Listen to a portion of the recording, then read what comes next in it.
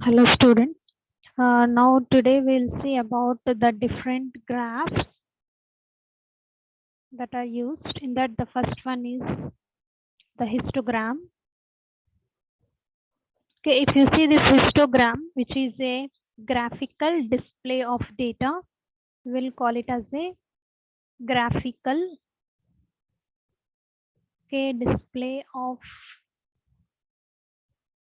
data using bars of different heights.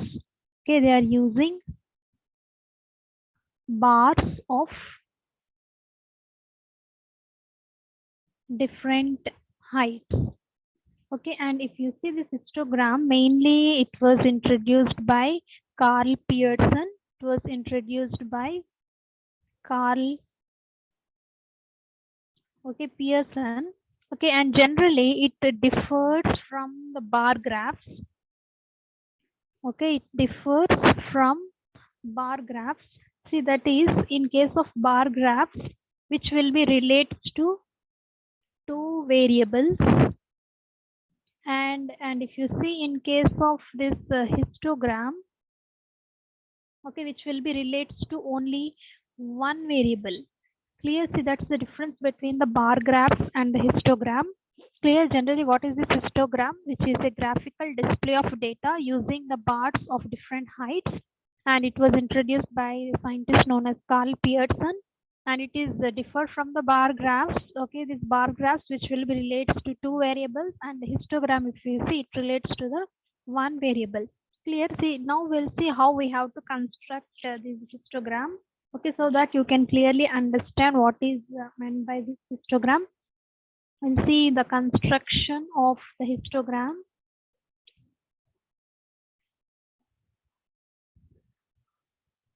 Okay, see in this construction of the histogram, the first step you will call it as a bucket.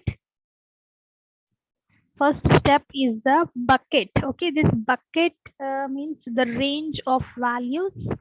The bucket is range of values. Okay, this range of values divide the entire range. Okay, divide the entire range of values into a series of intervals. Clear?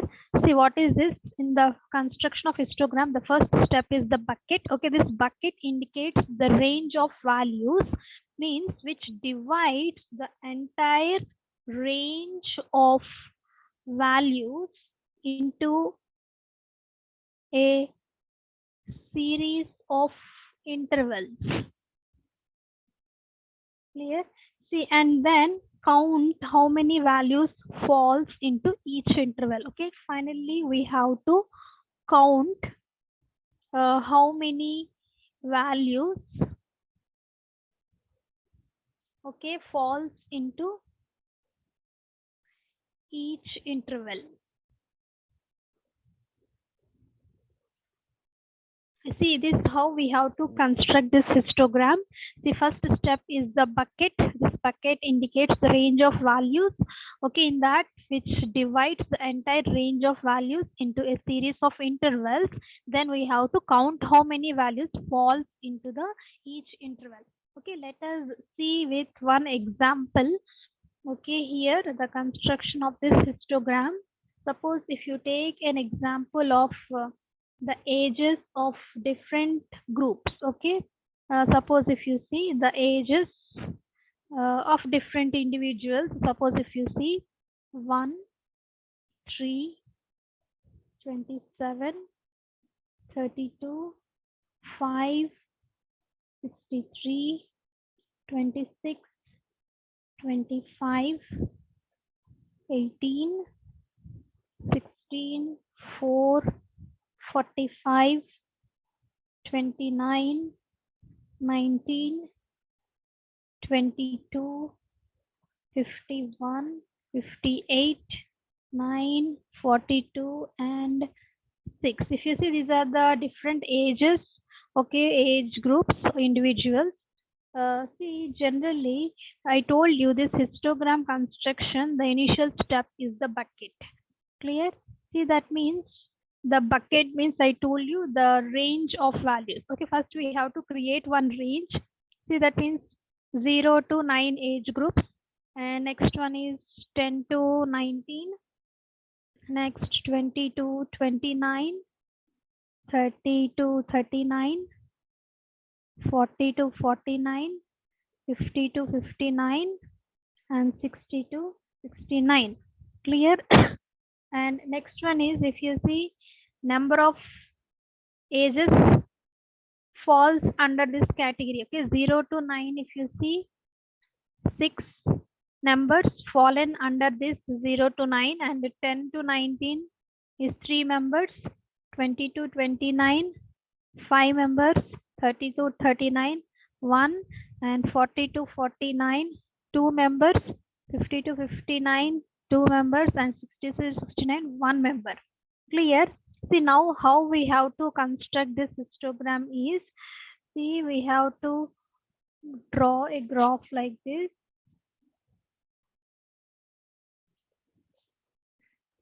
Clear? See, on the x-axis we have to draw the bucket or the range of values, and on the y-axis, okay, that is number of values falls under these ranges. Okay, see, that is the values fall under this bucket. Clear? See here, 0 to 9. Clear? Next, 10 to 19, 20 to 29, next 30 to 39, 40 to 49, 50 to 59, 60 to 69. Clear? Next, here if you see, 1, maximum is 6, right? 1, 2, 3, 4, 5, and 6. If you see 0 to 9, okay, how many is 6? Okay, you have to draw like this. Next, 10 to 19, 3 members. To draw like this. 20 to 29, 5 members. And 30 to 39, only 1. And 40 to 49, 2 members. 50 to 59, again 2 members. 60 to 69, only 1. See, this is the histogram, how we have to construct with the data. Clear? See, this is the different ages of the individuals. Okay, they have given like this, the raw data. From this, we have to create, okay, this bucket, that means the range of values. Okay, we have to create the range, that is 0 to 9, 10 to 19. Okay, like that. Why? Because the highest age is the 6. Okay, whatever it may be, 60 to 69. Okay, in between the 60s. Okay, the highest age is 63. Clear? So that we have created this bucket, that is the range of values, and we have to see how many values will be falling under this category. Clear? See, 0 to 9, 6 age groups will be falling under this. 10 to 19, that is 3. 20 to 29 is 5. 30 to 39 is 1. 40 to 49 is 2. 50 to 59 2, and 60 to 69. See, we have to create this data from this raw data, and finally we have to draw this histogram. Okay, so this is about the first graph, that is the histogram, and next we'll see about the pie charts or the pie graph. How we have to construct that pie charts or the pie graph, we'll see.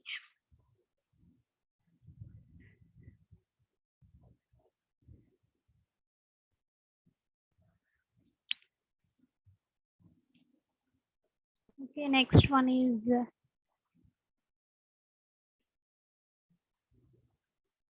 pie chart, or you will also call it as pie graph or circle graph.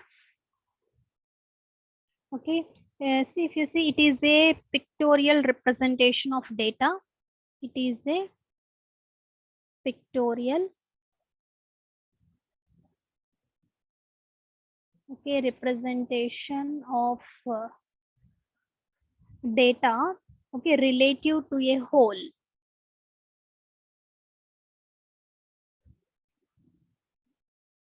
See, that means the entire data will be represented in the form of a circle, and here the each portion, and if you see, okay, the each portion in a circle represents an element.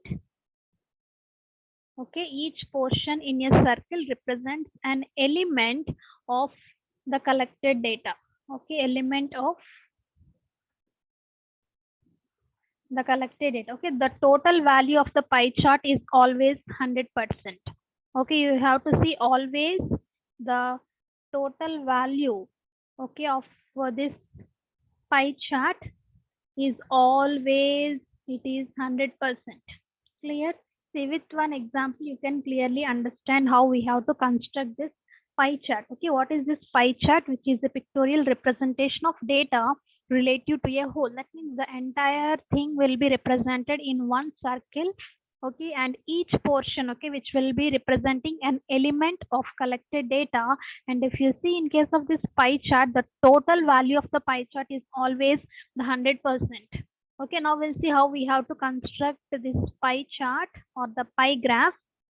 The following data shows the number of hours. Okay, we'll see with one example. You can understand clearly. Okay, the following table, okay, shows the number of hours spent by a child on different events. Clear? First we have to see activity and number of hours. Okay, first one is school. Okay, he's spending 6 hours in school, and in sleep he's spending 8 hours. And next one is playing. He is spending 2 hours. For study, he is spending 4 hours.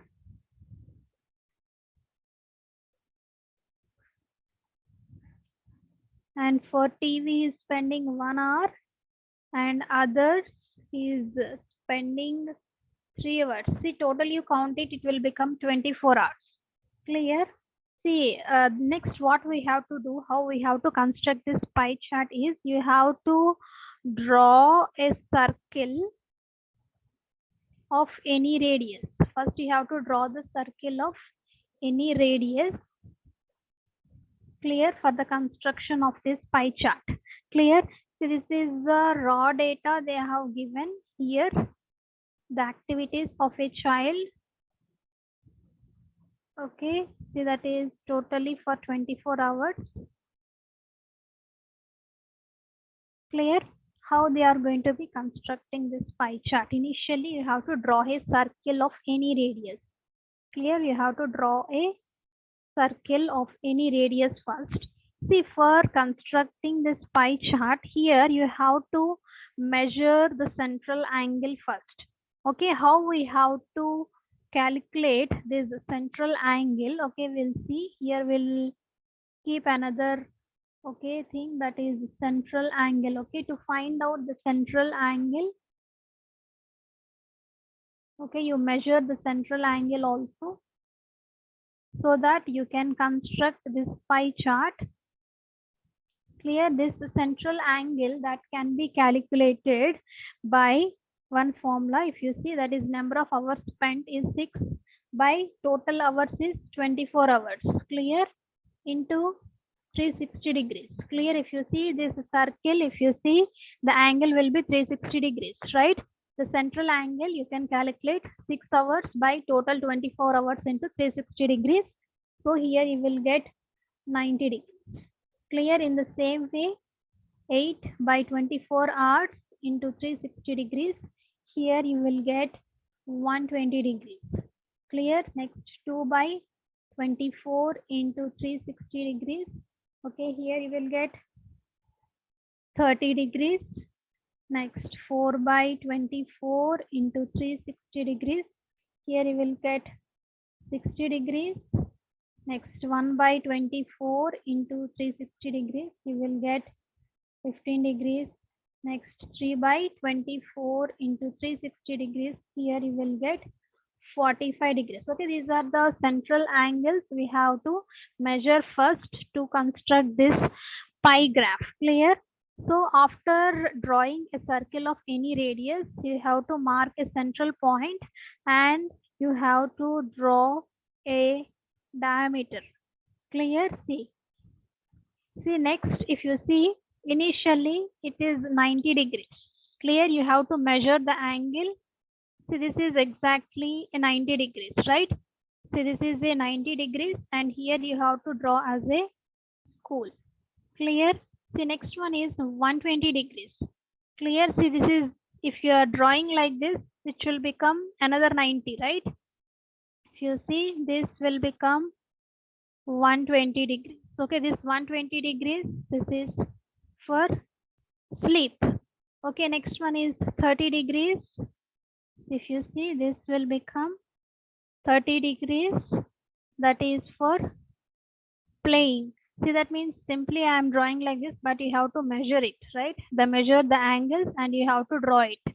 Next one is the 60 degrees. Okay, this 60 degrees is for study. Next one is 15. This 15 degrees is for TV. And this is remaining 45 degrees. This is for others. Okay, totally, if you count all these central angles, it has to become 360 degrees, right? So this is how we have to construct a pie graph or a pie chart. Is it clear? See, this data, if you see, they have given a raw data.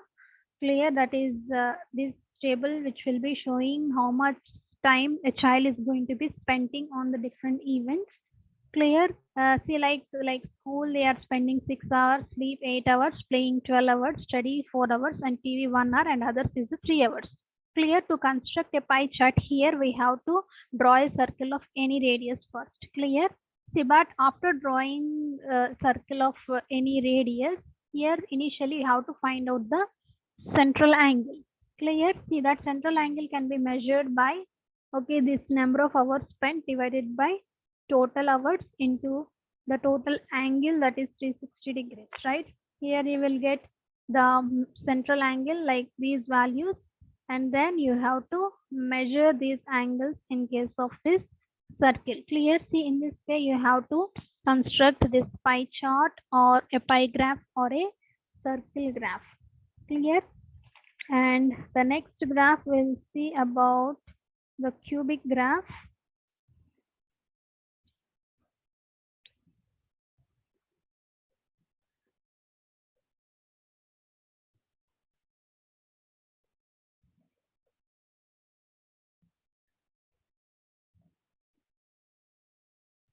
Okay, next we'll see cubic graph.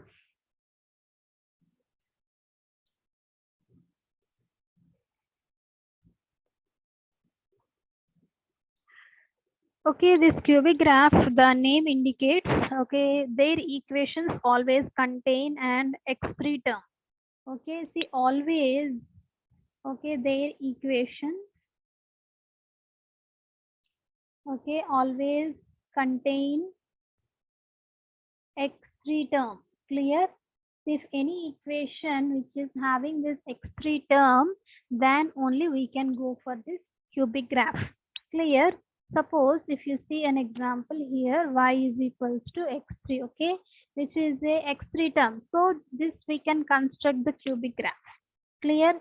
And next one is, if you see, y is equals to minus 2x3 plus 2x square minus 3x plus 4. Okay, here also you are having x3 terms, so that we can construct this cubic graph. Clear?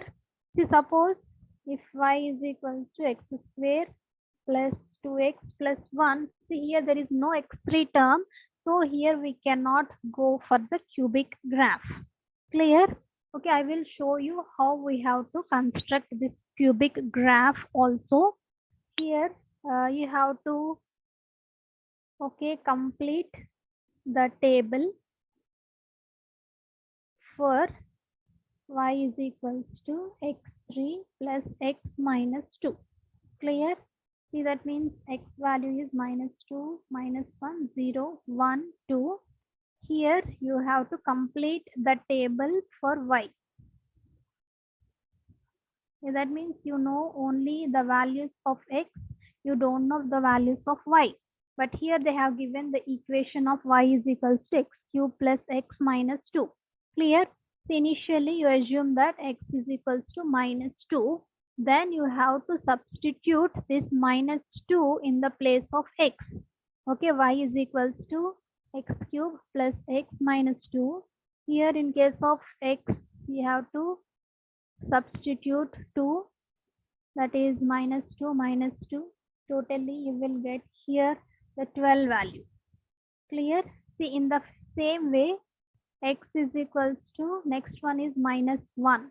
Okay, you substitute this minus 1 in the equation, okay, in the place of x. Okay, and next one is x is equals to 0, next x is equals to 1, x is equals to 2. In the same way, you have to substitute these values in this equation. Clear? So that finally you get the value of y. Okay, you will get the values like minus 4, minus 2, 0 and 8. Clear? See, now we'll see by this table. Now we can construct this cubic graph. Here I will show you how you have to construct this cubic graph.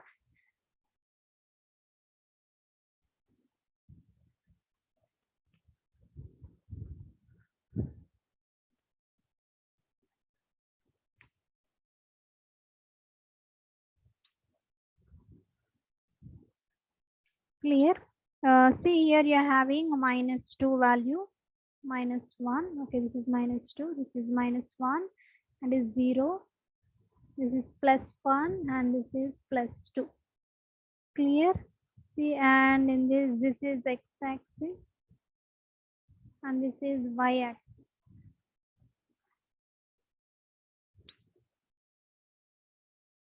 Okay, 0.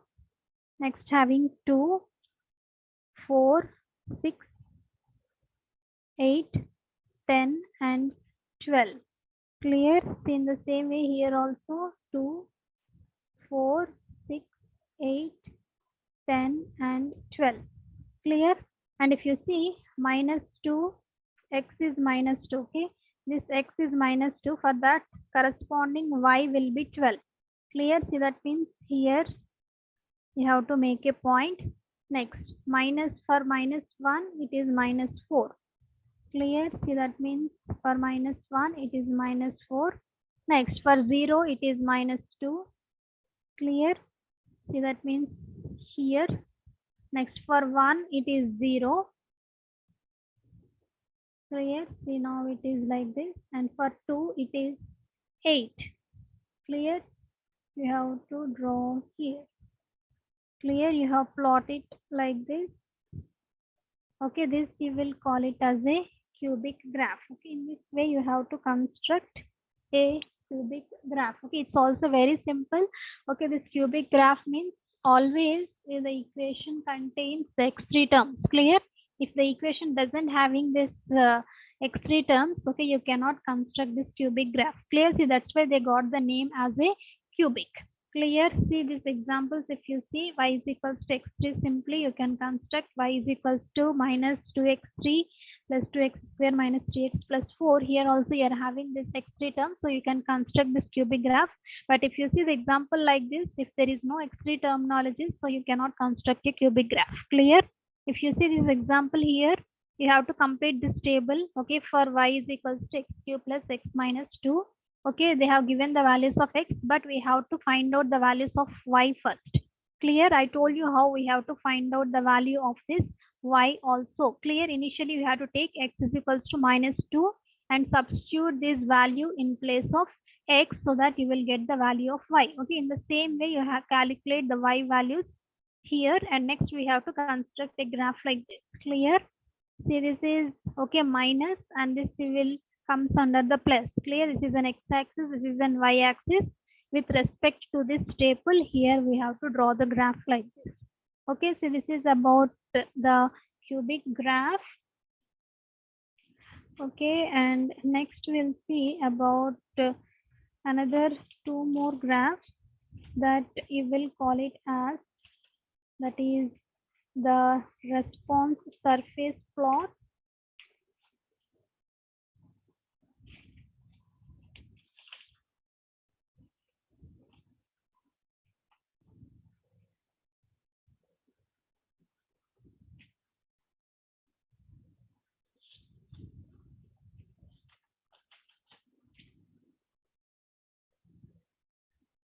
Another two more graphs that's most commonly used in case of for the pharmaceutical industries. See that you will call it as a response surface plot.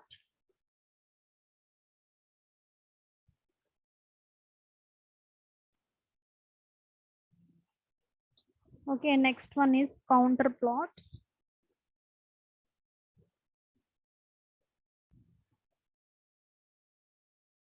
Okay, see another these two types of graphs that can also be used in case of pharmaceutical industry. And if you see these two types of plots, that is response surface plots as well as counter plots. Okay, mainly this will be used to develop and optimize.